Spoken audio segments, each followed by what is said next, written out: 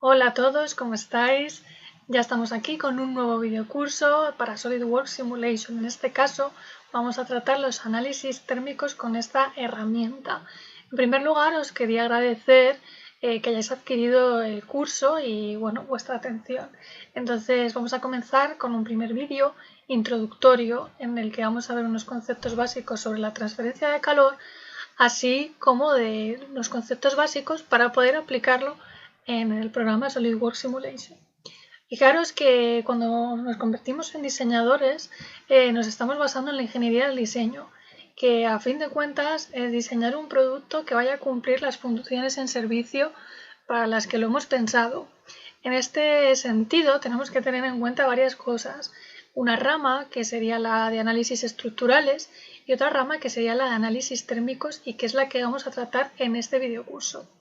Los análisis estructurales, pues constan de varios tipos de análisis, como pueden ser estáticos, de caída, de frecuencia, de pandeo.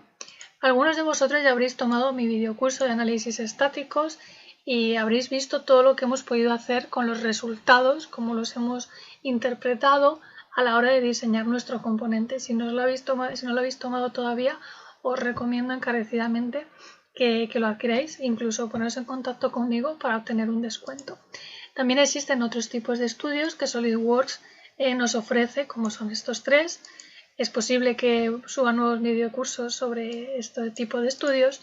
Y sobre todo ello hemos encontrado una serie de resultados que nos dan mucha información sobre nuestro diseño, ¿no? Como pudieran ser las tensiones, las deformaciones, si las frecuencias naturales para evitar que un componente entre en resonancia y se pueda romper, los desplazamientos, si se va a producir fallo por fatiga en caso de ser un elemento que está sometido a esfuerzos cíclicos, o si se va a producir pandeo, ¿de acuerdo? En este caso, como he dicho, nos vamos a centrar en los análisis térmicos y nos va a dar muchísima información para saber si sobre nuestro modelo se va a producir sobrecalentamiento. Vamos a poder averiguar las tensiones térmicas que producen en la estructura interna de nuestro componente al dilatarse o al contraerse, o incluso diagramas de flujo de calor. Bueno, dicho esto, vamos a centrarnos en los análisis térmicos. Cuando estamos diseñando el producto y estamos analizando térmicamente el mismo, normalmente lo que buscamos es encontrar un equilibrio entre la extracción del calor adecuada y elementos de pequeño tamaño, ¿de acuerdo?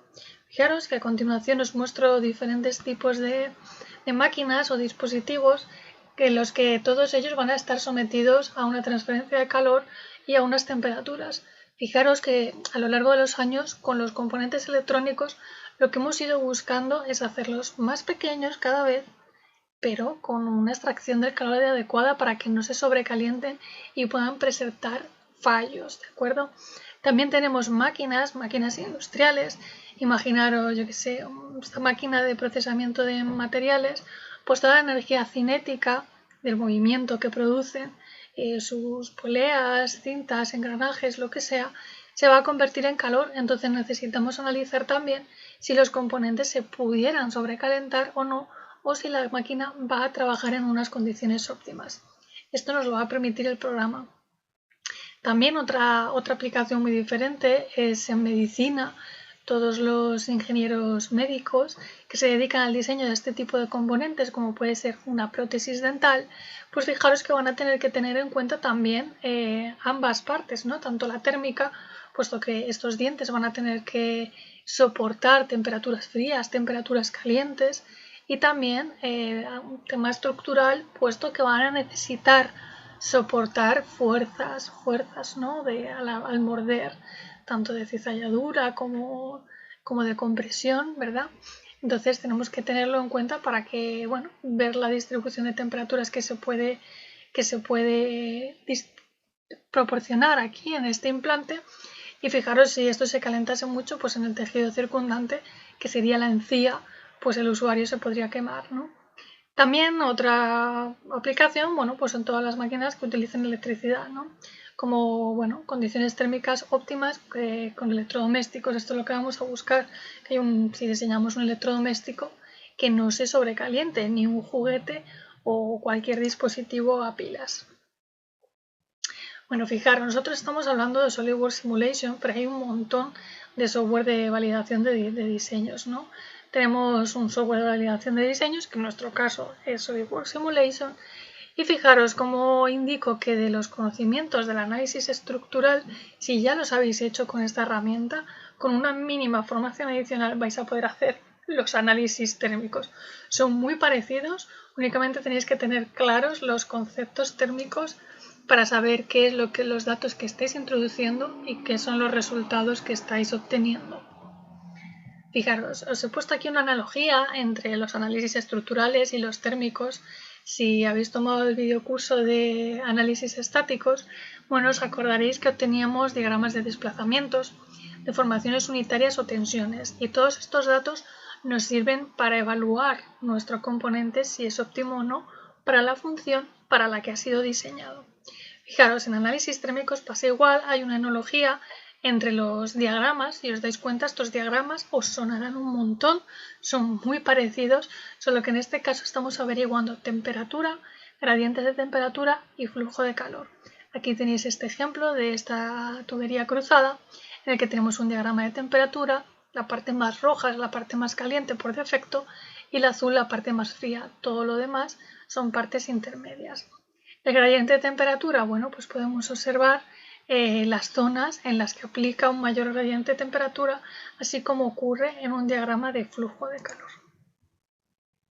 Bueno, ahora vamos a pasar a repasar los conceptos básicos de los mecanismos de transferencia de calor, porque los tenemos que tener claro a la hora de analizar un problema, cuál de estos métodos de transferencia de calor debemos de aplicar, uno, dos o todos, depende de lo que estemos analizando, ¿vale?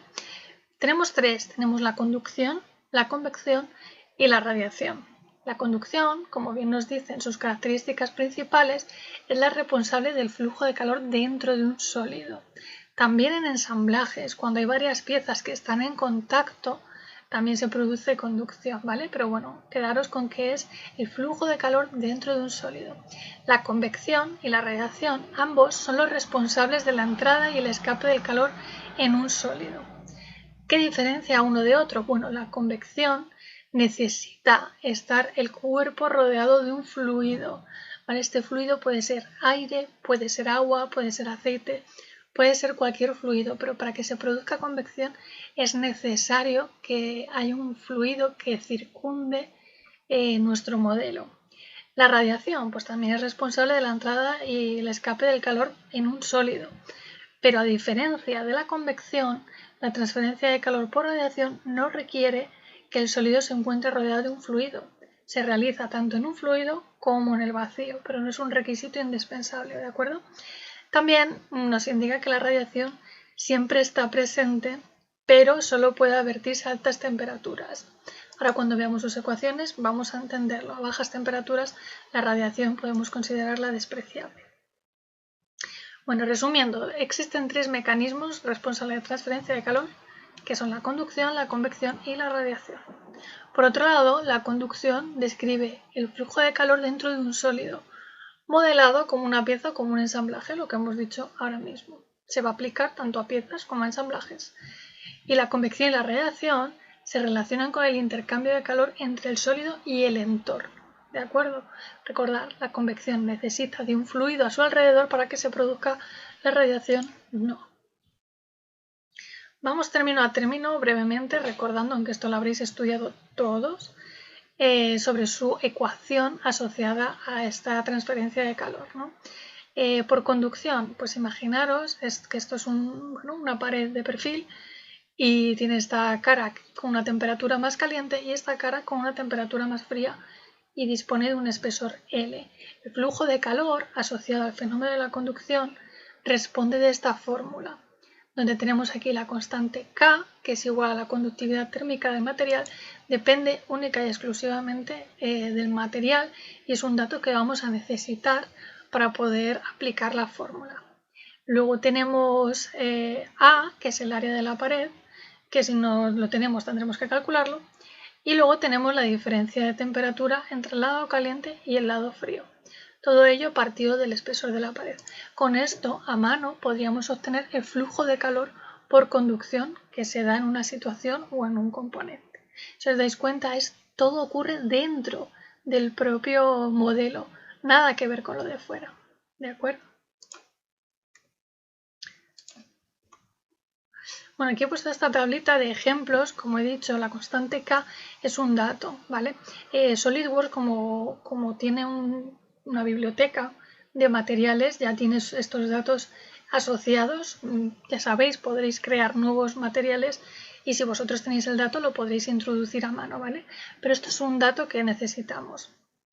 Simplemente, como destacar, los aislantes o aisladores pues tendrán una menor conductividad térmica, son menos conductores, y los metales más puros pues tendrán una conductividad térmica más alta.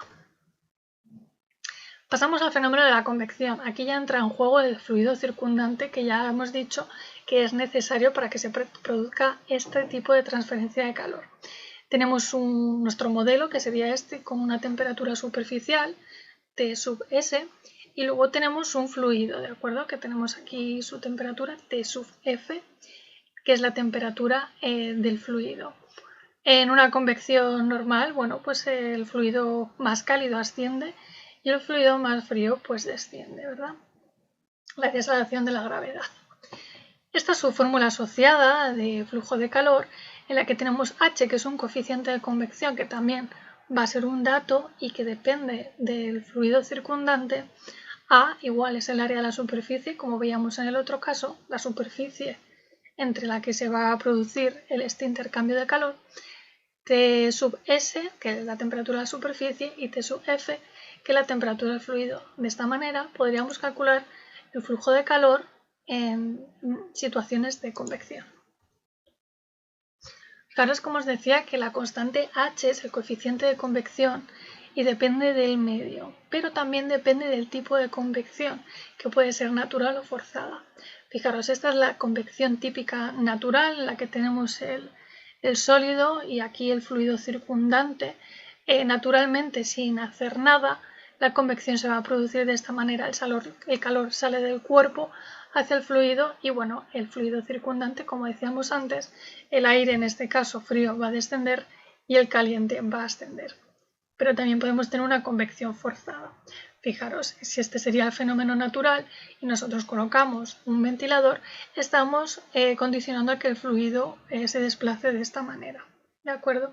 Entonces esto también es algo que tendríamos que tener en cuenta a la hora de hacer el estudio, pero no os preocupéis porque lo vamos a ver en ejemplos. Aquí otra tablita de ejemplo en el que muestro diferentes coeficientes de convección según el tipo de fluido que circunda al sólido que estamos analizando, ¿vale? Esto es un dato, no os preocupéis, la biblioteca de SolidWorks los posee y si tenéis que incluir un medio diferente que no lo posea, pues tendréis que averiguar el coeficiente de convección,